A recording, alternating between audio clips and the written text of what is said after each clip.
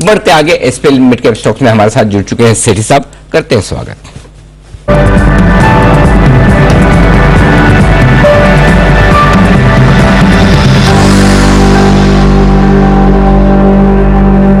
सेठी साहब good morning, स्वागत है। बताएं सर अपनी लॉन्ग टर्म पिक के साथ करिए शुरुआत।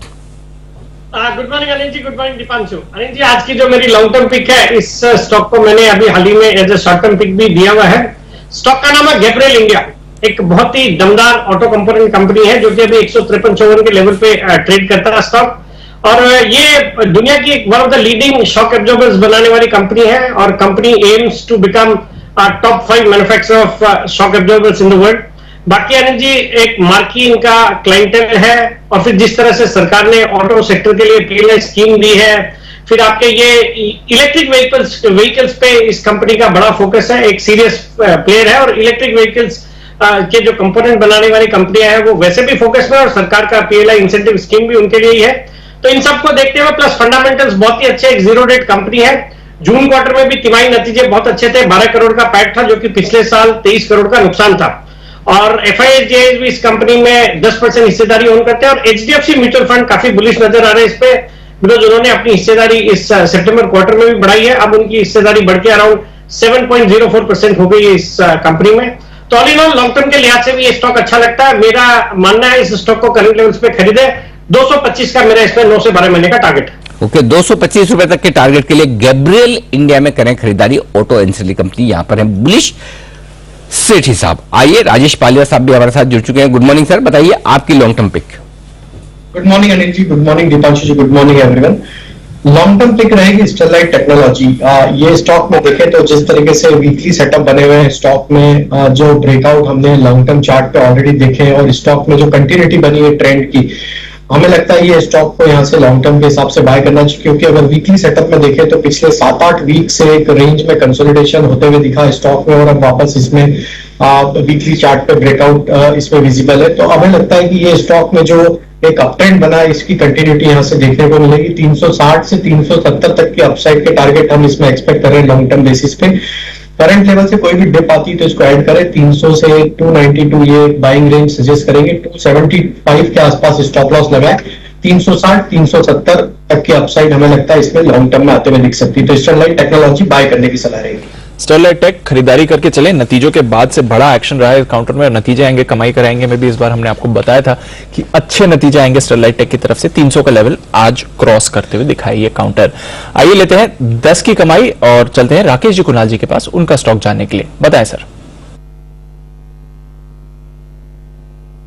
दीपांशु, जो हमारा आज 10 की कमाई का स्टॉक है वो है the new India assurance company. Insurance नहीं है, ये एश्योरेंस है। इसमें खरीदारी की राय है। स्टॉक ने बिल्कुल भी रैली में पार्टिसिपेट नहीं करा और जिन स्तरों पे चल रहा है, इंपॉर्टेंट सपोर्ट्स नियर बाय है, डाउन साइड कैप्ड है। तो इन स्तरों पर करेक्शन पर न्यू इंडिया एश्योरेंस में निवेश की राय है। ओवर टू कुणाल जी।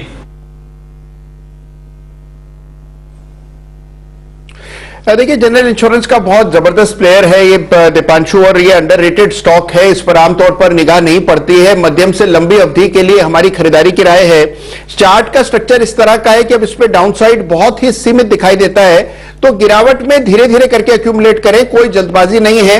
ये शेयर ऐसा नहीं है, इसका स्वभाव मिजाज ऐसा नहीं है कि इसमें अचानक से आपको कोई आतिशबाजी देखने को मिलती है। इसको आप धीरे धीरे करके एक्यूमुलेट करें। एक स्टेबल स्टॉक है और हमें लगता है कि ये स्टॉक आपको 235-40 के लेवल्स दिखा सकता है। तो 235-240 के टारगेट के लिए न्यू इंडिया एश्योरेंस में धीरे धीरे करके निचले स्तरों पर एक्यूमुलेशन की हमारी राय। बहुत ही बढ़िया, निचले स्तर पर लगातार खरीदारी करने की राय। हमारा एसआईपी स्टॉक भी राय बढ़िया। लेकिन बंसल जी, आपने कहा कि ये न्यू इंडिया एश्योरेंस है, इंश्योरेंस नहीं, ऐसा क्यों कहा? और एश्योरेंस और इंश्योरेंस में क्या फर्क है, जरा बताइए। स्पेलिंग के अलावा। देखिए अनिल जी, ये तो मैंने इसलिए कहा कि अनिल जी काफी लोगों को अनिल जी मालूम। देखिए इंश्योरेंस क्या होता है अनिल जी? फाइनेंशियल कवरेज होता है। अनसर्टेन इवेंट जो होते हैं ना, अनसर्टेन इवेंट जैसे कि अर्थक्वेक आ गया, फायर, चोरी। हाँ। और इंश्योरेंस होता है फाइनेंशियल कवरेज अगेंस्ट जो कि सर्टेन इवेंट्स होते हैं। सर्टेन इवेंट जैसे कि डेथ होता है, तो ये होता है एश्योरेंस। और इंश्योरेंस होता है financial coverage against uncertain events, और एश्योरेंस होता है financial coverage against certain events. Bansal ji पूरी तरह फंस गए आप, फंस गए, आज पकड़ में आ गए बंसल जी। तो इंश्योरेंस और एश्योरेंस में फर्क है, जरा आराम से समझिएगा, पढ़िएगा। इंश्योरेंस वो है कि जो आपको पक्के तौर पर उसका मुआवजा मिलेगा अगर वो इवेंट हो ही जाए तो, यानी कि जैसे लाइफ इंश्योरेंस लिया, मतलब आपकी लाइफ इंश्योरेंस जो भी लेता है अगर उसकी डेथ हो जाए तो फिर उसको वो पैसा मिलना निश्चित है। एश्योरेंस कि आपको एक गारंटी और आश्वासन दिया जाता है कि अगर नुकसान हुआ उस नुकसान को देखा जाएगा और उसको अगर भरपाई करने लायक हुआ तो आपको दिया जाएगा। जो जनरल इंश्योरेंस होता है ना, गाड़ी का, घर का आग वाग लग जाए तो ये फर्क है। इंश्योरेंस इसलिए जनरल इंश्योरेंस कंपनी के साथ में आमतौर पर एश्योरेंस होता है और लाइफ इंश्योरेंस कंपनी के साथ में इंश्योरेंस होता है। मैं बहुत दिनों से आज पकड़ में आया बंसली, काफी टाइम से ट्राई कर रहा था, मैंने कहा कोशिश छोड़ूंगा नहीं, कहीं कहीं तो हाथ में आ जाएंगे। और अच्छा ये ट्रिगर यही देते हैं? हाँ, तो सामने से हाँ, मैंने कुछ नहीं किया, लूज बोल दी उन्होंने तो फिर मैंने कहा इस पे तो सिक्स मारना ही चाहिए। आइए बढ़ते आगे, एक अब लेते हैं पोजिशनल पिक। बताएं सेठी साहब आज के लिए आपकी पोजिशनल पिक। बिल्कुल अनिल जी, जो आज की मेरी पोजीशनल पिक है एक फार्मा स्टॉक है। स्टॉक का नाम है लॉरस लैब्स और मुझे याद आता है ये आशु मदान जी को भी आजकल पसंद है ये स्टॉक आज कुछ 540 के आसपास अभी ट्रेड कर रहा है। ये स्टॉक भी इसी सीरीज से, मतलब जो आने वाली सीरीज से F&O सेगमेंट में आएगा तो 3-4 दिन ही कैश मार्केट में, और ये चूंकि अभी F&O में नहीं है तभी हम इस सेगमेंट में इसको कवर भी कर सकते हैं। फंडामेंटली एक सॉलिड कंपनी है और मुझे लगता है ये स्टॉक भी अभी तो क्योंकि बाजार में काफी बड़ी वीकनेस आई है तो मुझे लगता है इसमें भी एक अच्छी खासी गिरावट के बाद एक बहुत अच्छे लेवल्स पे ये स्टॉक आ गया है, तो यहाँ पे खरीदारी करने की सलाह है। वैसे ये कंपनी एपीआई और कॉन्ट्रैक्ट रिसर्च सर्विसेज में है जो ग्लोबल एमएनसीज, कई नामी गिरामी एमएनसीज को कैटर करती है, जैसे माइलन भी है, फिर आपके भारतीय कंपनियां जैसे नेटको लैब, फिर औरोबिंदो है, फिर कंपनी के पास 116 पेटेंट्स है, फंडामेंटल्स बहुत ही अच्छे, operating profit margin around 28%, return on equity 37%, return on capital employed around 41% और 3 साल की ग्रोथ भी जबरदस्त रही है। और बाकी FIS भी बुलिश है, अराउंड 25.7% इसमें ओन करते हैं, जिनमें अमानसा होल्डिंग्स 4.8% है और बाकी BNP पारिबा है, सोसाइटी जनरल है। तो इन सब जो दिग्गज FIS है वो भी इसमें भरोसा रखते हैं, तो मुझे लगता है ये स्टॉक को अभी इस गिरावट में खरीदना चाहिए। मेरा इसमें पोजिशनली टारगेट है 580 रुपए का, स्टॉप लॉस रखा है 525 रुपए। 580 का टारगेट, 525 का स्टॉप लॉस। लॉरस लैब आजकल ये बोला, आजकल आशीष जी को भी पसंद है। आजकल हाँ, वैसे एकदम सही बोला, आजकल आशीष जी को पसंद है। अरे वो जल्दी जल्दी बदल जाते हैं अनिल जी। हाँ एग्जैक्टली, बिल्कुल सही, बिल्कुल मैं भी यही कह रहा था। वो आज और कल परसों का पता नहीं उनका कब तक उनका मूड ठीक रहे।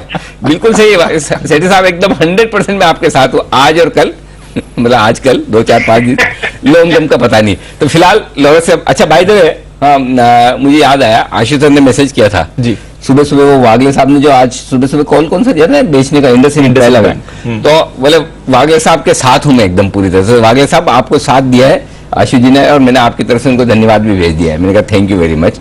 तो चलिए ये है अब आपके लिए खरीदारी करने की राय इस वक्त आती हुई पोजिशनल पिक के तौर पर। आइए राजेश जी बताएं सर आपका पोजिशनल पिक। पोजिशनल पिक रहेगी एस्ट्रा माइक्रो।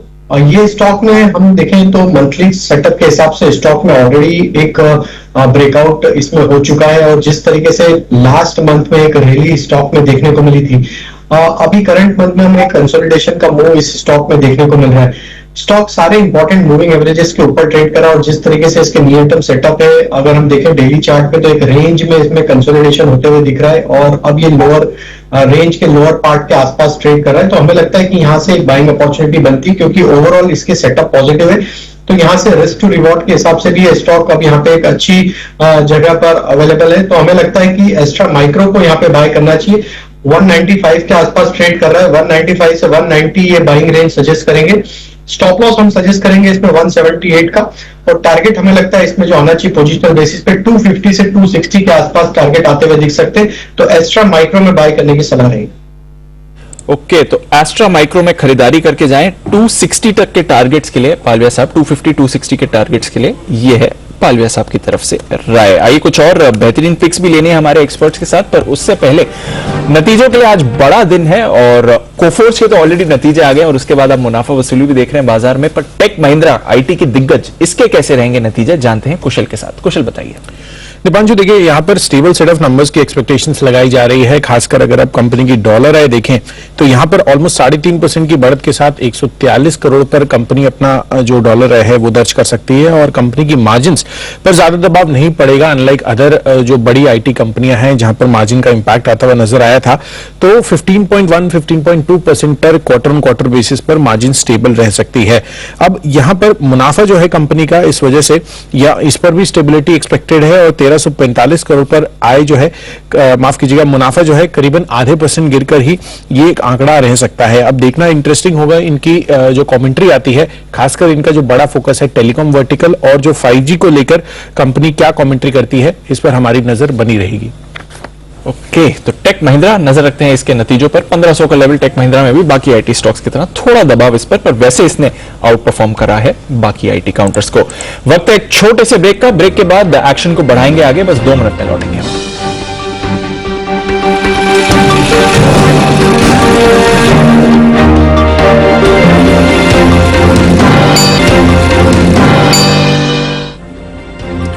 स्वागत है आपका ब्रेक के बाद और हम देख रहे हैं बढ़िया एक्शन बैंक निफ्टी में वापस 40,950 पर बैंक निफ्टी आपको आते हुए दिख रहा है। आईसीआईसीआई बैंक 10% के सर्किट पर, एक्सिस बैंक बढ़िया खरीदारी दिखाता हुआ, Canara bank, RBL bank, federal bank, इन सभी काउंटर्स में आप खरीदारी देख रहे हैं। तो प्राइवेट बैंक्स बाजार को पूरी तरह से सहारा दे रहे हैं इस समय और निफ्टी भी 18,000 के सपोर्ट को डिफेंड करते हुए दिख रहा है इस समय। आइए एसपीएल मिड कैप्स में वक्त है अब शॉर्ट टर्म पिक्स लेने का। पालविया साहब से करते हैं शुरुआत। पालविया साहब बताएं कौन सा स्टॉक चुना है आपने? दीपांशु जी, शॉर्ट टर्म पिक रहेगी फिनोलेक्स इंडस्ट्री, एनएससी कोड है फिन पाइप। ये स्टॉक में हम देखें तो पिछले 3 वीक से एक करेक्शन जरूर देखने को मिला स्टॉक में, लेकिन अगर हम इसका लॉन्ग टर्म सेटअप देखें तो स्टॉक एक पॉजिटिव जोन में ट्रेड कर रहा है। High top higher bottom formation बने हुए हैं। डेली सेटअप के हिसाब से देखें तो स्टॉक में एक नियर टर्म चार्ट पे ब्रेकआउट इसमें विजिबल है। तो जिस तरीके के स्ट्रक्चर फिन पाइप फिनोलेक्स इंडस्ट्री के बने हुए, हमें लगता है ये स्टॉक अब शॉर्ट टर्म में एक अच्छा मूव यहाँ से दिखाता हुआ दिख सकता है। हम एक्सपेक्ट कर रहे हैं इसमें टारगेट 260 तक के शॉर्ट टर्म बेसिस पे। तो करंट लेवल से 230 के आसपास अभी ट्रेड कर रहा है। 230, 224 ये एक बाय रेंज सजेस्ट करेंगे। 215 के आसपास स्टॉप लॉस रखे। 260, 270 तक की अपसाइड शॉर्ट टर्म में आते हुए दिख सकती है। तो फिन पाइप बाय करने की सलाह रहेगी। फिनोलेक्स इंडस्ट्रीज खरीदारी करके जाएं, यह है पालविया साहब की राय। 260 और 270 के टारगेट्स आपको इस काउंटर पर आते हुए दिख सकते हैं। आइए एक स्पेशल पिक का चलते हैं राकेश जी कुणाल जी के पास, बिगुल स्पेशल पिक का।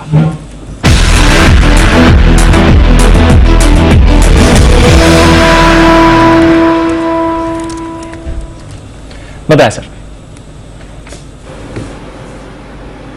देखिए दीपांशु, अमूमन तो अनिल जी पूछते हैं कि स्पेशल क्या है, तो इसमें स्पेशल ये डेडिकेटेड है कॉल जो है अनिल जी की नॉलेज को जिस सरलता से जिस भाषा में उन्होंने इंश्योरेंस और एश्योरेंस को समझाया ना, तो अच्छे से समझ में आ गया, मुझको भी आ गया और बाकी लोगों को भी अनिल जी आ गया होगा। तो एक अच्छा टीचर हो ना अनिल जी, तो पढ़ाई काफी इजी हो जाती है। और ये स्टॉक है एक्सिस बैंक। जिस तरीके से आईसीआईसीआई बैंक नतीजों के बाद भागा है, एक्सिस बैंक भी इन स्तरों से भी एक ब्लास्ट करने को रेडी है। जिस तरीके का टेक्निकल स्ट्रक्चर है, एक्सिस बैंक को मिस नहीं करना चाहिए इन स्तरों पर भी। ओवर टू कुणाल जी।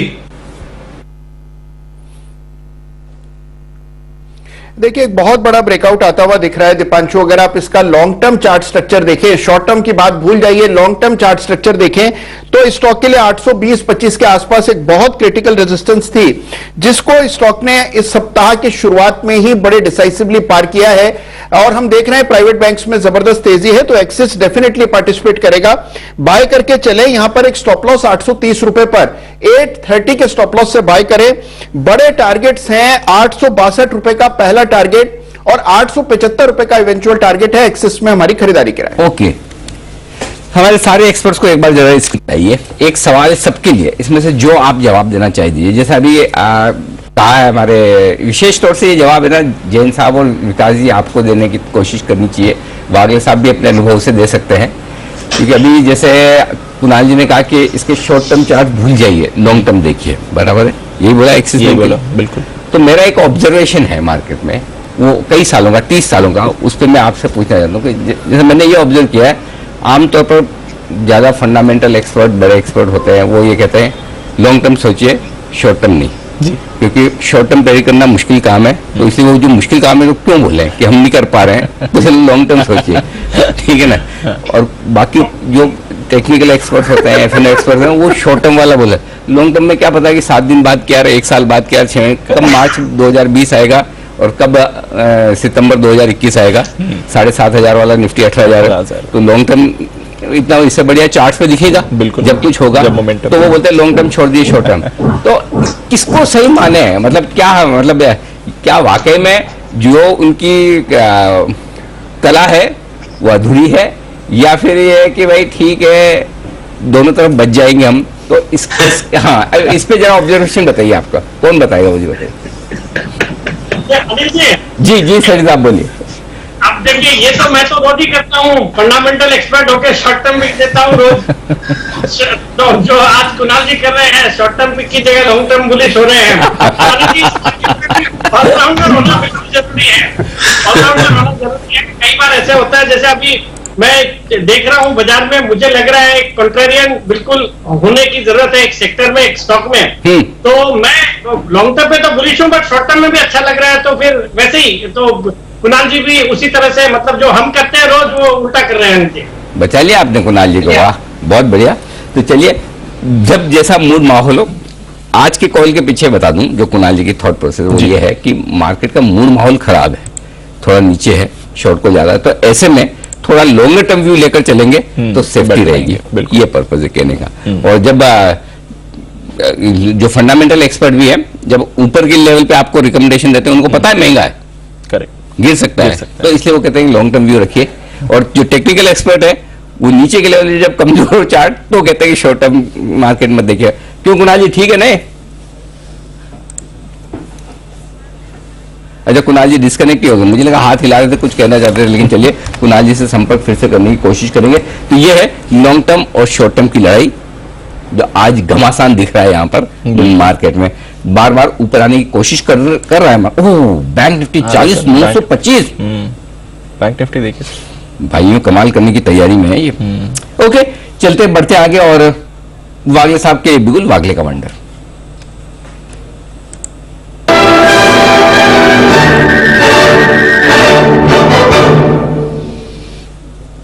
बताएं वागले साहब। अनिल जी, मुझे फेडरल बैंक लेना है, जो मैंने weekly stock of the week मैंने कहा था, और मुझे लगता है ये मेरा टारगेट शायद आज या कल में ही आना चाहिए। 107.2030 का करंट भाव है, यहां से लेकर ₹1 की रेंज रखिए। 103 का आपका स्टॉप लॉस होगा, ₹4 की रिस्क होगी। मुझे लगता है 115 के टारगेट्स आने चाहिए बहुत जल्दी, जो शायद आज और कल में होना चाहिए। तो ये आपका ₹3 के रिस्क, ₹6 से ₹7 का रिवॉर्ड, ये ट्रेड सेटअप है। बिल्कुल, तो फेडरल बैंक वागले साहब का है भरोसा, और 115 के टारगेट्स के लिए इस पर आप खरीदारी करके जाएं। बैंक्स में है भरपूर एक्शन इस समय, पर लेनी है 10 की कमाई विश्वेश जी की तरफ से। विश्वेश जी बताएं कौन सा स्टॉक चुना है आपने? दीपांशु, देखिए शो के शुरुआत में मैंने कहा था कि आईसीआईसीआई बैंक आज 840 जा सकता है, अपर सर्किट लग गया है।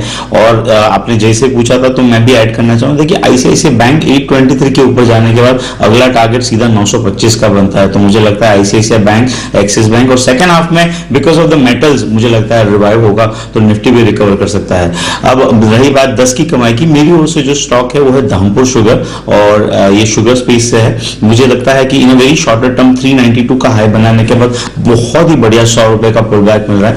एक लॉन्ग टर्म सपोर्ट है 260 के आसपास, तो मेरे हिसाब से यहाँ पे कॉन्ट्रेंड बाय बनता है। शुगर स्टॉक अप ट्रेंड में है, काफी टाइम से अंडर परफॉर्म कर रहा है स्टॉक ने, against consensus buy pull back दिया है। तो मुझे लगता है यहाँ पे 239 के स्टॉप लॉस से धामपुर शुगर को खरीदना चाहिए। पहला टारगेट होगा 360 और दूसरा टारगेट होगा 450। Dhampur sugar bye with 230 stop loss. 360, 450 के टारगेट्स के लिए धामपुर शुगर पर करनी है खरीदारी, ये आपके लिए राय आती हुई दिख रही है। तो एक एक करके बाय कॉल्स भी अब आ रही हैं। मॉर्निंग की वीकनेस के बाद बाजार थोड़ा स्टेबल है, ऐसे नहीं कि वीकनेस चली गई है, but at least further selling pressure आपको बाजार में नहीं आते हुए दिख रहा है। और इसलिए आप देख रहे हैं काफी सारे स्टॉक्स और सेक्टर्स हैं जहां पर आपको अच्छी बाय कॉल्स आती हुई दिखेंगी। इसके साथ ही नजर रखनी है कुछ और नतीजों पर भी इस बार, और टेक महिंद्रा के बारे में तो हमने जान लिया कुशल के साथ। अब कोलगेट के नतीजे कैसे रहेंगे ये भी जानते हैं कुशल के साथ। कुशल बताएं। देखिए दीपांशु, आय और मुनाफे पर तो यहाँ पर स्टेबिलिटी की एक्सपेक्टेशंस हम लगाकर चल रहे हैं और स्पेसिफिकली जिस तरह की वॉल्यूम ग्रोथ एक्सपेक्टेड है, करीब 5 से 7% कोलगेट की वॉल्यूम ग्रोथ में हमारा अनुमान लगाया जा रहा है और कोविड की वजह से ओरल केयर सेगमेंट पर ज्यादा असर नहीं पड़ा है और इसीलिए ये वॉल्यूम ग्रोथ का आंकड़ा हमारे अनुमान में आ रहा है। और कंपनी का आय देखें तो यहाँ पर करीब 8% की बढ़त के साथ 1390 करोड़ का आंकड़ा कंपनी दर्ज कर सकती है और कंपनी का जो कामकाजी मुनाफा है वहां पर भी करीब 2.5% की बढ़त रहेगी। कामकाजी मुनाफे पर दबाव इसलिए भी रहेगा क्योंकि जो कच्चे माल की कीमतें बढ़ी हैं उससे कहीं ना कहीं कंपनी की मार्जिन जो है वो 31.8% से घटकर 30.2% पर हम अनुमान करके चल रहे हैं और इसी वजह से कंपनी के मुनाफे पर भी थोड़ा सा असर पड़ेगा और मुनाफा जितना उछलना चाहिए उतना नहीं स्पाइक दिखेगा। 5.8% की एक्सपेक्टेशन से हमारी बढ़ने की 290 करोड़ का आंकड़ा कंपनी जो है मुनाफे के तौर पर दर्ज कर सकती है। ओके, तो ये है आपके लिए कोलगेट के नतीजों का पूर्वानुमान। आज आने वाले हैं कोलगेट के नतीजे। बढ़ते आगे और अब वक्त है आपके लिए विशेष पेशकश, ये दिवाली दमदार डिमांड वाली। और आज हमारे साथ कार्यक्रम में शामिल हो रहे हैं वेलिंटस एडवाइजर्स के फाउंडर और एमडी ज्योति वर्धन जयपुरिया साहब।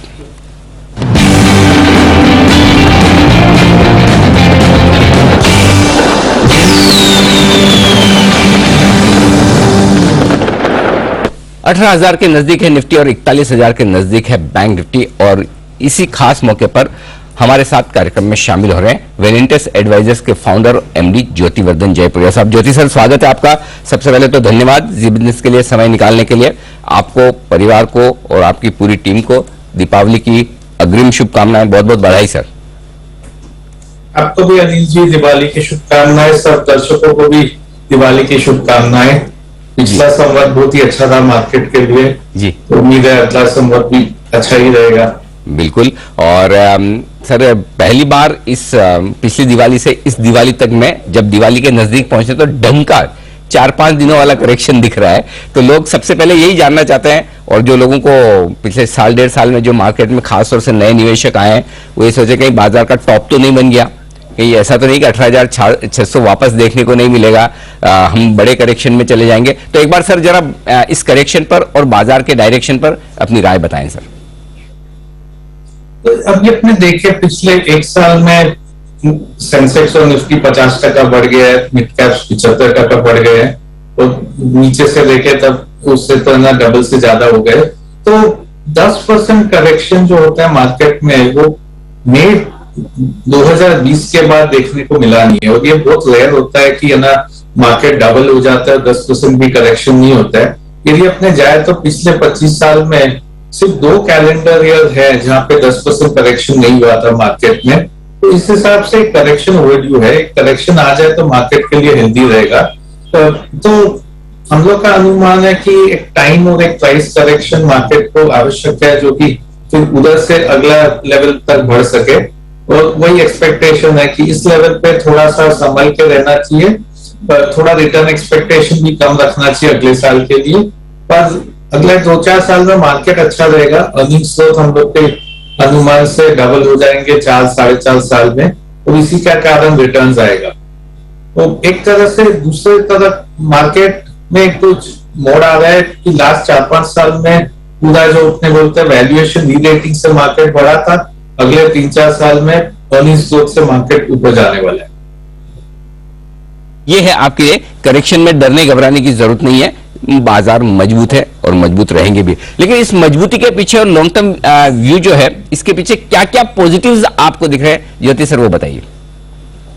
तो यदि अपने जावे वापस हिस्ट्री में तो 2003 से 2008 में अर्निंग्स ट्रिपल हो गए थे, 25% पे बढ़े थे एवरेज में 2003 से 2008। उसके पहले देखे 7 साल तो अर्निंग्स 4% पे ही बढ़े थे।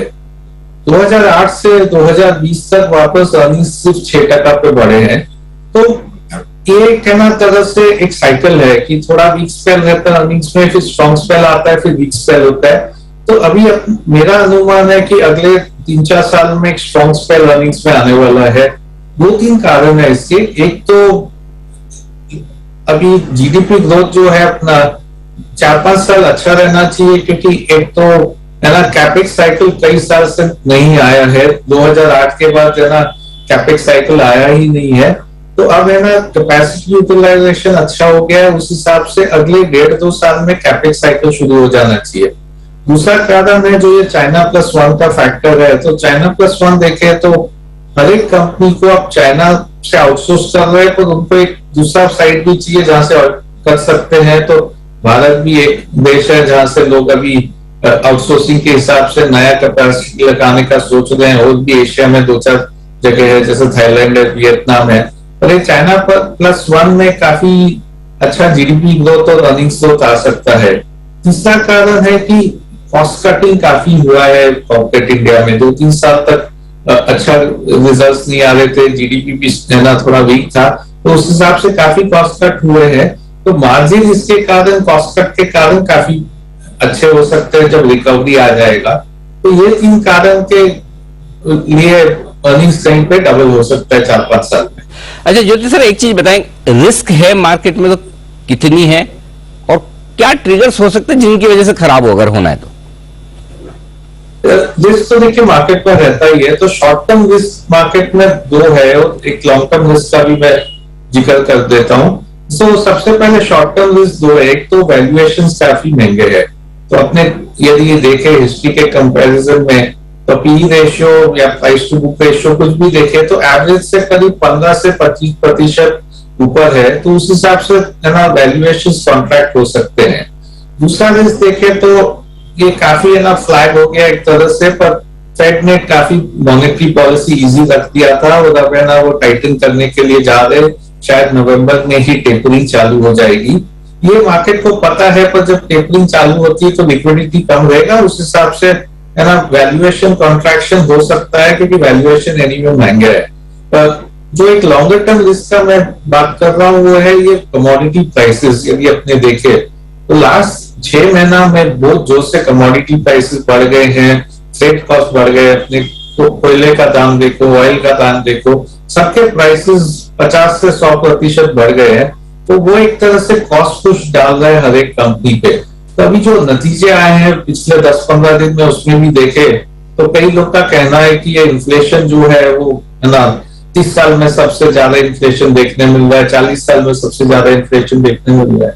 तो यदि वो इन्फ्लेशन कंट्रोल में नहीं आया तो ये जो वर्चुअस साइकिल था जहां सब सेंट्रल बैंक लोग है ना मॉनेटरी पॉलिसी इजी रख रहे थे, इंटरेस्ट रेट काट रहे थे, वो रिवर्स हो जाएगा। और फिर है ना यदि जोर से लिक्विडिटी टाइटनिंग हो जाएगी और इंटरेस्ट रेट बढ़ने लगेगा तो मार्केट को झटका लग सकता है उस टाइम पे। ओके, तो ये है आपके लिए पूरा का पूरा आउटलुक ज्योति सर की तरफ से बाजार के लिहाज से। अब आइए सर, आपसे आपकी पसंदीदा थीम सेक्टर्स भी पूछना चाहूंगा कि कहां निवेश के मौके बन सकते हैं, लेकिन उससे पहले 1 मिनट जल्दी से मार्केट में 41,000 के ऊपर बैंक निफ्टी निकला है। इंटरेस्टिंग चीज ये कि 41,284 ये स्पोर्ट लेवल पे एक लेवल बना है, जो कब हुआ पता नहीं चला।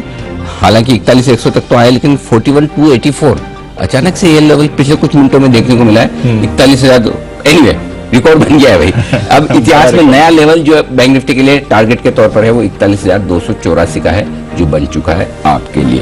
ओके, ज्योति सर बताएं सर, कौन सी थीम से जो आपको पसंद है इस वक्त? तो अभी जब मार्केट में वीकनेस आएगा तो मेरे हिसाब से अगला 2-4 साल में ये डोमेस्टिक मैन्युफैक्चरिंग का थीम बहुत स्ट्रॉन्ग होने वाला है। तो उस हिसाब से जो सेक्टर ले सकते हैं, एक तो कैपिटल गुड्स है। यदि अपने कैपिटल गुड देखें तो 2008 के बाद कैपिटल गुड ने मार्केट में परफॉर्म ही नहीं किया, अर्निंग्स भी इसके अच्छे नहीं आए हैं। पर अगले 2-4 साल में अनुमान है कि इसके नतीजे अच्छे आएंगे, 20% तक अर्निंग्स ग्रोथ आ सकता है, और इस हिसाब से ये थीम काफी अंडरवेल्ड है आज के दिन, तो स्टॉक मार्केट में अच्छा रिटर्न दे सकता है। जो दूसरा चीज हम लोग को अच्छा लगता है वो सीमेंट के नतीजे सितंबर के अच्छे नहीं आएंगे, क्योंकि काफी कॉस्ट पुश हो गया है वहां पे, उनके ना पेटको के फ्रेट के दाम सब बढ़ गए हैं। पर वो वीकनेस में शेयर लेना चाहिए, क्योंकि अगले 2 साल में इंफ्रास्ट्रक्चर स्पेंड काफी होने वाला है, डिमांड काफी स्ट्रॉन्ग रहेगी सीमेंट की, तो दूसरे साइड में सप्लाई काफी कम आ रहा है। तो एक तरह से कैपेसिटी यूटिलाइजेशन बढ़ते जाएगा सीमेंट के अंदर, तो इसके लिए प्राइसिंग पावर आ जाएगा। तो सीमेंट दूसरा थीम है जो लेना चाहिए। तीसरा जो थीम प्ले आउट हुआ है वो फार्मास्यूटिकल्स है। फार्मास्यूटिकल अभी भी अच्छा है, जो बड़े रिटर्न लास्ट 1-1.5 साल में देखने को मिले वो कंटिन्यू नहीं होंगे, पर काफी अच्छे रिटर्न आएंगे, मार्केट को बीट कर देंगे सीमेंट स्टॉक्स भी, फार्मास्यूटिकल स्टॉक भी परफॉर्मेंस में, क्योंकि जैसे अपने कोविड में देखने को मिला कि दवाई की उस वक्त जरूरत पड़ जाती है, तो उस हिसाब से वो भी एक थीम अच्छा रहेगा। ये China+1 में भी यहाँ पे फायदा होएगा भारतीय कंपनी लोग को। तो ये 3 थीम है हम लोग की। और एक सेक्टर जो हम लोग काफी अंडरवेट रहे हैं वो है फाइनेंशियल्स।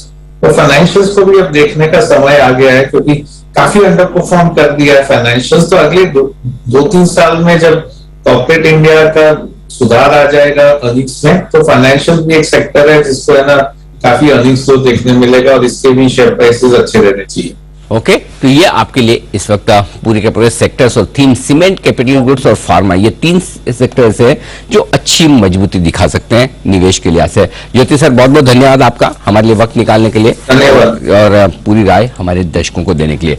बाजार इस बीच थोड़ी रिकवरी की कोशिश करते हुए निचले स्तरों से निफ्टी करीबन 100 पॉइंट ऊपर आ चुका है। बैंक निफ्टी निचले स्तरों से लगभग 500-600 पॉइंट ऊपर 41,000 के ऊपर टिकता हुआ बैंक निफ्टी। कमाल कर बढ़िया मूव आ रही है सर। गजब की मूव बैंक निफ्टी में आती हुई दिख रही है, और निफ्टी भी तेजी के साथ ऊपर आने की कोशिश करता हुआ दिख रहा है। आइए बढ़ते आगे और एसपीएल मिड कैप स्टॉक्स में शॉर्ट टर्म पिक लेने का वक्त है। सेठी साहब से, सेठी साहब बताएं। बिल्कुल अनिल जी, जो आज की मेरी शॉर्ट टर्म पिक है, अभी देखिए बाजार थोड़ा बढ़ गया, थोड़ा क्या बहुत अच्छी रिकवरी आई है बाजार में, तो उसमें ये स्टॉक भी थोड़ा बढ़ गया है। कंट्रोल प्रिंट है स्टॉक का नाम, जो कि थोड़ी देर पहले 313-14 के लेवल पर था, अभी 317-18 दिखाई दे रहा मुझे।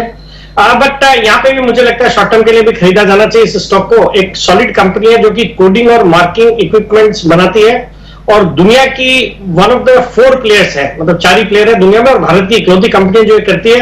ये जो इनके इक्विपमेंट्स है बार कोडिंग में काम आते हैं, जो कि आजकल लीगल रिक्वायरमेंट होने की वजह से काफी डिमांड पे है। फंडामेंटल्स बहुत अच्छे हैं, और इसके ओवर द वीकेंड दमदार नतीजे आए थे। आज सुबह मैं वरिंदर बंसल जी को भी सुन रहा था, उनको भी काफी पसंद आए ये नतीजे। 9 करोड़ का पैट था, जो कि पिछले साल 7 करोड़ का पैट था। बाकी फंडामेंटल्स अच्छे हैं, रिटर्न ऑन इक्विटी अराउंड 14-15% है, एक जीरो डेट कंपनी है, पिछले 3 साल का प्रॉफिट का कैडर जबरदस्त है, अराउंड 25% का। मुझे लगता है ये स्टॉक शॉर्ट टर्म में यहां से अच्छा कर सकता है, तो यहां पे खरीदारी करने की सलाह। और मेरा इसमें शॉर्ट टर्म का टारगेट है 330-335 का, और स्टॉप लॉस छोटा 310 रुपए का रखना है। ओके, तो ये है आपके लिए कंट्रोल प्रिंट में खरीदारी करने की राय सेठी साहब की तरफ से आती हुई दिखी। तो एक और स्टॉक है जो आज नतीजे है, शायद कंट्रोल नतीजे कुछ खबर आई थी कंट्रोल प्रिंट को, कुशल की आई थिंक टीम में भी मैंने देखा। करेक्ट, कुछ तो खबर थी आज स्टॉक्स न्यूज में कंट्रोल प्रिंट, इसलिए मुझे याद आया कि कोई खबर तो इसकी पड़ी थी। इस बीच रिकवरी होती दिख रही है, 18,100 की तरफ तेजी से बढ़ता हुआ दिख रहा है निफ्टी, और बैंक निफ्टी 41,150 के आसपास आता हुआ दिख रहा है। तो बढ़िया एक्शन, बढ़िया एक्शन, जबरदस्त, स्पेशली निफ्टी पर तो शानदार रिकवरी आती हुई दिखी है। कंट्रोल प्रिंट के नतीजे आए थे सर, तो वो नतीजों पर ही रिएक्ट कर रहा है। करीब 18.5% का आपने उछाल देखा है जहां तक इनकी आय का सवाल है। पर इस रिकवरी में एक तो बैंक्स पर हमारी नजर है, साथ ही मेटल्स पर रखिए फोकस, क्योंकि वहां पर एक अच्छी मूव आ रही है। और होटल्स और हॉस्पिटैलिटी स्टॉक्स में भी अच्छा एक्शन आ रहा है। इंडियन होटल्स जो आज सुबह काफी सुस्त था, उस पर डालिए नजर। अच्छी रिकवरी के साथ अब 3.5% इंडियन होटल्स ऊपर दिख रहा है। एक बार विश्वेश जी जरा इंडियन होटल के चार्ट पर राय दें, वापस अप मूव आ रही है, क्या ट्रेड के लिए मौका बनता है? देखिए दीपांशु, मेरे हिसाब से जो खरीदना है खरीद लो। भसीन साहब ने बोला हम बॉटम हो गए, मुझे लगता है निफ्टी 18,400 की ओर जा रहा है।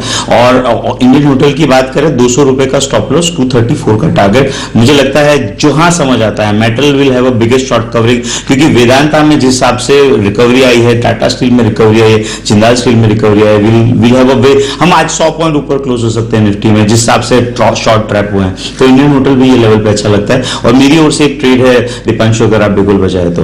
बिल्कुल आपके लिए भी बिल्कुल, लेकिन उससे पहले विशेष ये बताओ आपके बोलने पे खरीदना है कि भसीन साहब ने बोला इसलिए खरीदना है? सर भसीन साहब तो अगर क्रिकेट की बात करें तो सचिन तेंदुलकर है, और मार्केट की बात करें तो हमारे गुरु है। अगर वो पहले बोले या मैं पहले बोलूं, लेकिन मैं बिलीव करता हूं अनिल जी लॉजिकल होने में, sometimes data point driven. Bhasin साहब ने शॉर्ट भी बोला था, अभी वो लॉन्ग भी बोल रहे हैं। I respect a person who has a long short both views, and वो बहुत बोल्ड बोलते हैं। बेसिकली अनिल जी, तो सबसे ज्यादा रिस्पेक्ट आपका आशु मदार सर का होना चाहिए। यहाँ पे आते हैं, उस हिसाब से तो आशु सर का सबसे ज्यादा होना चाहिए आपका। सबसे ज्यादा लॉन्ग शॉट तो वही करते। अनिल जी देखिए अनिल जी आप मुझे गाली खिलवाने के मूड में लगे ना, मेरा ऐसा कोई इरादा नहीं है, मेरा ऐसा कोई इरादा नहीं है। और मतलब अगर आप नहीं, इसमें तो गाली से तो क्या मामला सेटल नहीं होता, थोड़ा हाथापाई होता तो मजा है, नहीं तो हमें क्या मजा आएगा, ये तो आपस में होके रह जाएगा। नहीं चलिए अनिल जी देखिए, मुझे जी अनिल जी, मुझे ऐसा लगता है कि देखिए मार्केट है और हम डेटा ड्रिवन लोग हैं। पीसीआर 0.6 है Anil ji, excessive call shorting है, और ऐसा तो क्या बदल गया है मतलब पिछले 7 दिन में अदर देन प्रॉफिट बुकिंग, तो सपोर्ट पे खरीदना चाहिए। 61.8% रिट्रेस हुआ है और मेरा कॉन्फिडेंस बढ़ता है जब स्टॉक्स लाइक आईसीआईसीआई बैंक 10% जाते हैं। अगला फिबोनाची लेवल जो आईसीआईसीआई बैंक का है वो 930 प्लस है। एक्सिस बैंक चलना शुरू, ये सारे हमारे पिक्स थे, हमने एंटिसिपेट किया था बैंक लेड रिकवरी आएगी। मेटल्स क्यों अनिल जी मैं बोल रहा हूं, मेटल्स बहुत बड़े कंसोलिडेशन से ब्रेकआउट होकर वो ब्रेकआउट रेंज को टेस्ट कर रहा है, तो दैट इज द रीजन मैं सुबह से ही बोल रहा हूं कि मेटल में भी रिकवरी आएगी। अनिल जी अगर शो ठीक ठाक रहा तो निफ्टी भी पॉजिटिव हो जाएगा, हमने डेज बॉटम पे बाय दिया है। अगला एक कॉल है अनिल जी, अगर हो जाए तो चलिए परफेक्ट। अच्छा जल्दी से आपकी कॉल बता भी दे, विश्वेश जी लगी हाथ। अनिल जी मेरी ओर से जो स्टॉक है वो है जिंदाल स्टील। मुझे लगता है जिंदाल स्टील में यहाँ पे एक बहुत अच्छा पुल बैक आया है, compare to other metal stock कम गिरा है, तो यहाँ पे मुझे लगता है जिंदाल स्टील का ऑप्शन खरीदना चाहिए। 440 का कॉल ऑप्शन 6 से 7 रुपए की रेंज में बाय करिए, 4 रुपए का स्टॉप लॉस रखिए, 11 और 14 रुपए के टारगेट होंगे। ओके, अगला बिल्कुल सुमित जी के लिए, सुमित का सुपर हिट।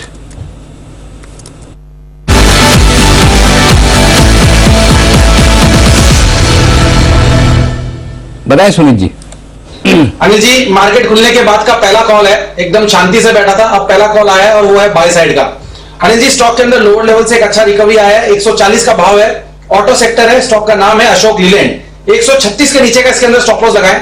जिस तरह से स्टॉक ने लोअर लेवल से रिकवरी और रिबाउंड दिखाया है, ये स्टॉक यहां से ऊपर का मूव दिखाने को तैयार है। मार्केट्स में यहां से शार्प रिकवरी आनी चाहिए। आज की क्लोजिंग अगर पॉजिटिव देखने को मिल गई तो मार्केट्स बहुत स्ट्रॉन्ग रिबाउंड करेंगे। ऐसा होने पे अशोक लीलैंड मेरे यहाँ पे पहला रडार पे आया है, जिसके अंदर 145 का होगा पहला टारगेट, 150 का होगा दूसरा टारगेट। इसी हफ्ते के लिए अशोक लीलैंड में खरीदारी करें। 145 से 150 के टारगेट्स के लिए 136 का स्टॉप लॉस। 145-150 के टारगेट के लिए खरीदारी करें अशोक लीलैंड। अनिल जी किसी भी सेक्टर में देखिए सर, सारे के सारे डेज लो से रिकवर हो रहे हैं और बाजार में भी बढ़िया रिकवरी आ रही है, bank Nifty led recovery, but सारे सेक्टर्स रिकवर कर रहे हैं। कोई डाउट ही नहीं दीप, और इसीलिए देखिए आप एग्जैक्टली हमारे सपोर्ट लेवल से, मैं इसलिए बोल रहा हूँ यहाँ पर लेने का आपको बेचना नहीं है। और 17,950 के आसपास से जो रिकवरी आई है, आज का लो देख लीजिए 17,968, और ये बात हम आज नहीं कह रहे हैं, 4 दिन से अपने यही बात कर रहे हैं, 17,950, 18,050 स्ट्रॉन्ग सपोर्ट जो है यहाँ पे खरीदारी करनी है। आई एम श्योर रिकवरी में मेन चीज है 18,200 पहले दिन के लिए रिकवरी 18,200 पे खत्म, 18,200 के ऊपर टिकेंगे तो फिर 18,350, 18,400, फिर ये इस तरीके से। अब जैसे गिरने में टुकड़ों में है ना, वैसे बढ़ने में भी फिर वो ध्यान रखना जरूरी है। आ सकती है शार्प आ सकती, तो एक एक लेवल ध्यान रखो। अब अपना टारगेट पहले 18,200 का होना चाहिए, 18,175, 18,200 वहां पे रुकते हैं या नहीं रुकते, और उसे पार करके टिक गए तो फिर 350, 375 वाला टारगेट आएगा वहां तक के लिए। तो 2 टुकड़ों में रिकवरी को भी खेलना है आपको, बिल्कुल ध्यान रखिए कैसे क्या आगे बढ़ना है। बैंक निफ्टी तो खैर अपने अब तो नई जोन में ही है सर, पुराने दिन याद आ गए जवानी के दिन वाले, कि जिस तरह का मूव आया बैंक निफ्टी में, जिसकी वजह से मैं बैंक निफ्टी को पसंद करता था, अब जाके वैसे मूव से बैंक निफ्टी में आने लगे। आइए बढ़ते आगे, न्यूज पर यूज का वक्त है और हमारे साथ जुड़ रहे हैं कार्यक्रम में फेडरल बैंक के एग्जीक्यूटिव डायरेक्टर आशुतोष खजूरिया साहब।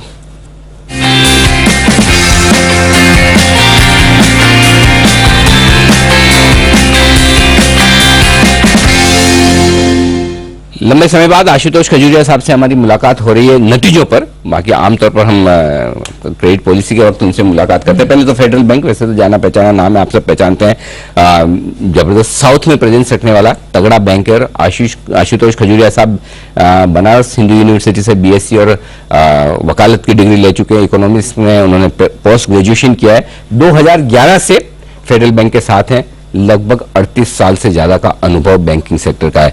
बता दूं जिस वजह से हमने उन्हें आमंत्रित किया है वो है फेडरल बैंक के नतीजे। बेहद शानदार और दमदार रिजल्ट्स फेडरल बैंक के नजर आ रहे हैं, किसी भी पैमाने पर देखें, प्रोविजनिंग देख लें, एसेट क्वालिटी देख लें, रिकवरी देख लें। तो आशुतोष सर, सबसे पहले तो स्वागत है आपका जी बिजनेस पर। धन्यवाद सर, आपने वक्त दिया, दमदार नतीजों के लिए बधाई आपको। बहुत ही तगड़ी परफॉर्मेंस आई है। मेरे ख्याल से आप भी मान रहे होंगे कि ये तिमाही पिछले कई सालों में ऐसा क्वार्टर शायद आपको देखने को ना मिला हो, राइट सर? ऐसा नहीं कह सकते, लेकिन हाँ ये एक सर्वश्रेष्ठ तिमाहियों में से एक है। और खास तौर से पहली तिमाही में कोविड की दूसरी लहर का प्रभाव काफी था और उसमें जनहानि भी काफी हुई और स्लिपेजेस भी आपने देखे होंगे, सभी बैंकों के बढ़े थे, हमारे भी स्लिपेजेस बढ़े थे पहली तिमाही में। तो उसके बाद एक बहुत ही सुखद और खुशनुमा परिवर्तन दिखाई दिया दूसरी तिमाही में। सबसे बड़ी बात उनको तो श्रद्धांजलि जिन्हें हमने खोया दूसरी वेव में, बट इसमें कोई संदेह नहीं कि उसके बाद जो सिस्टम का जो रेसिलियंस था, जिस तरह से वापसी हुई है आर्थिक गतिविधियों की, और मुझे लगता है कि जिस तरह से जो उद्यमिता एकदम से सामने आई है, मैं उसको सैल्यूट करता हूं और ये देखने को मिला। मैं सबसे बड़ी बात इस बात कहना चाहूंगा, यहाँ पर इंगित करना चाहूंगा कि हमारी जो रिकवरी और अपग्रेडेशन है ये ऑल टाइम हाई। आज तक कभी 400 करोड़ की कैश रिकवरी और अपग्रेडेशन बैंक का नहीं हुआ था। ये मैं राइट ऑफ से रिकवरी की बात नहीं कर रहा हूं, ये शुद्ध रूप से जो कैश रिकवरी और अपग्रेडेशन हुआ है कि हमने कभी 400 करोड़ का आंकड़ा पार नहीं किया था। इस बार हम 425 करोड़ के करीब पहुंचे। तो ये बताता है कि लोग चाह रहे हैं कि हम अपना जो भी लोन के हमारे बकाए हैं उनका भुगतान करें, और खासतौर से वो अकाउंट जो स्लिप हुए थे पहली तिमाही में, उनमें से काफी उन्हें अपना बकाया जो है वो जमा करा दिया और इन अकाउंट्स का परिशोधन बहुत अच्छी तरह से हो पाया। तो साधुवाद उनको भी, हमारे ग्राहकों की वजह से। जी आशुतोष सर, सबसे पहले राय आपसे इस बात को लेना चाहता हूं कि लोन्स को लेकर डिमांड किस तरह की है, लोन्स एडवांसेस किस तरह की ग्रोथ दिख रही है, ये बताएं सर। रिटेल बिजनेस बैंकिंग हम उसे कहते हैं जहां पर हम 5 करोड़ तक के लोन्स देते हैं, और 5 से 25 को हम कमर्शियल बैंकिंग बोलते हैं, 25 से ऊपर जो उसको हम कॉर्पोरेट इंस्टीट्यूशनल बैंकिंग में क्लासिफाई करते हैं। तो जो विकास की दर है लोन की और जो मांग बढ़ी है वो बढ़ी है रिटेल में, यानी इंडिविजुअल खातों में, एग्री में, एग्रीकल्चर में, और बिजनेस बैंकिंग में सबसे अच्छी डिमांड रही है। ये वो एरियाज हैं, वो क्षेत्र हैं जहां पर आप एक मास अकाउंट्स होते हैं, आपके पास ज्यादा संख्या में अकाउंट्स होते हैं और डाइवर्सिफाइड आपका ऋण रहता है। तो इसलिए अगर इनकी ओर से मांग आ रही है तो इसका मतलब यह है कि लोग आर्थिक गतिविधि में बहुत तेजी से वापस शामिल हो रहे हैं। तो बिजनेस बैंकिंग ग्रोथ अच्छी रही है। रिटेल यानी इंडिविजुअल अकाउंट्स जो है उनकी व्यक्तिगत रूप से जो लोन लिए जाते हैं उनकी विकास दर अच्छी रही है। कॉर्पोरेट भी पहली बार, जो अभी तक हम स्टेबल थे या नेगेटिव थे, वहां से हमको एक हल्का सा अपवर्ड मूवमेंट ऊपर की ओर बढ़ता हुआ दिखा है। अगर आप क्वार्टर टू क्वार्टर देखें तो करीब 2% का, और अगर आप उसको एनुलाइज करें तो लगभग 10% की ग्रोथ जो है हमको कॉर्पोरेट में भी दिखी है, जो इस बात का संकेत है, अग्रिम संकेत है कि आने वाली तीसरी और चौथी तिमाही में शायद कॉर्पोरेट की ग्रोथ भी बहुत अच्छी रहे, उनकी तरफ से मांग अच्छी है। सर एसेट क्वालिटी में सुधार दिखा है, रिकवरी की तो आपने बात की है, एसेट क्वालिटी को लेकर आगे आउटलुक कैसा दिख रहा है वो भी बताएं सर। आपने एक शुरू में कहा था हमसे कि शायद आपके अब तक के बेहतरीन तिमाहियों में से ये रही होगी। इसमें कुछ डेली जब एसेट क्वालिटी बात आती है, क्योंकि अगर आप देखें स्लिपेज की तुलना में रिकवरी अगर ज्यादा हो तो उससे अच्छा किसी बैंक को और क्या चाहिए कि उसके ग्रॉस एनपीए जो है वो नॉमिनल रूप से भी कम हो। प्रतिशत में तो कम होते हैं क्योंकि आपका लोन का पोर्टफोलियो बढ़ जाता है, डिनोमिनेटर बढ़ जाता है, तो उसकी वजह से प्रतिशतता में सुधार होता है। लेकिन अगर आप अंकों में भी देखें, पूरा जो नॉमिनल वैल्यू है वो भी हमारी ग्रॉस एनपीए की कम हुई है। इसका कारण ये रहा कि जितनी स्लिपेज हुई 320 करोड़ की और कैश रिकवरी और अपग्रेडेशन उससे 100 करोड़ ज्यादा हुआ, तो कुल मिलाकर 100-125 करोड़ के आपके जो ग्रॉस एनपीए हैं उनमें कमी आई। तो इस वजह से आपका जो प्रश्न है कि आपको आगे कैसा लगता है स्लिपेज का, मुझे लगता है कि एक अगर कोई तीसरी वेव नाम की चीज नहीं आती, क्योंकि पेंडेमिक के बारे में आप कोई भी भविष्यवाणी करना या पूरी तरह से निश्चित हो जाना उचित नहीं होगा। अगर हमारा वैक्सीनेशन काफी अच्छा रहा है और हम कोविड अप्रोप्रिएट प्रोटोकॉल का फॉलो करते रहते हैं अगर हमारी जनता, तो मुझे पूरी तरह से विश्वास है कि शायद तीसरी लहर उस तरह की आपदा नहीं लेके आएगी जैसी कि दूसरी ने जनहानि में किया या पहली बारी में पूरी तरह से आर्थिक गतिविधियां ठप पड़ गई। तो अगर वो नहीं होता है तो मुझे लगता है कि अब हम शायद यू टर्न ले चुके हैं और तीसरी और चौथी तिमाही जो है वो निश्चित रूप से दूसरी से भी बेहतर होनी चाहिए। ओके, ये है आपके लिए पूरा आउटलुक मजबूती का आगे के लिए भी। बहुत बहुत धन्यवाद सर, हमारे लिए वक्त निकाला आपने और नतीजों पर विस्तार से बातचीत की, साथ ही आगे का आउटलुक भी आपने बताया हमारे दर्शकों को।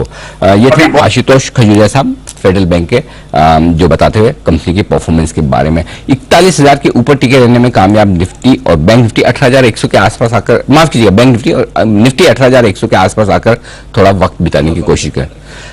वक्त ज्यादा बिताना नहीं है क्योंकि डीप इस ब्रेक के बाद बहुत ही और भी अच्छा वक्त आने वाला है, और वो आएगा समीर अरोड़ा साहब के साथ। तो समीर अरोड़ा साहब सिंगापुर से हमारे साथ जुड़ेंगे, लाइव है सर। मैं भी थोड़ा सा बीच में ब्रेक लूंगा क्योंकि मुझे भी कपड़े वपड़े बदलने हैं, दिवाली स्पेशल है तो थोड़ा दिवाली वाला फील आना चाहिए। तो तब तक बस 3-4 मिनट का छोटा सा ब्रेक है, तब तक मुझे और दीप को आप इजाजत दीजिएगा। उससे पहले हमारे सभी मेहमानों से विदा लेने का वक्त है। कुणाल जी, राकेश जी, वागे साहब, सुमित जी, विश्वेश जी, जैन साहब और जय ठक्कर साहब, आप सबका बहुत बहुत शुक्रिया सुबह के सत्र में हमारा साथ देने के लिए, बखूबी साथ देने के लिए। छोटा सा ब्रेक है, ब्रेक के बाद ये दिवाली दमदार डिमांड वाली और जुड़ेंगे समीर अरोड़ा साहब। उससे पहले देश के प्रति सम्मान के साथ करेंगे शो का समापन। जय हिंद।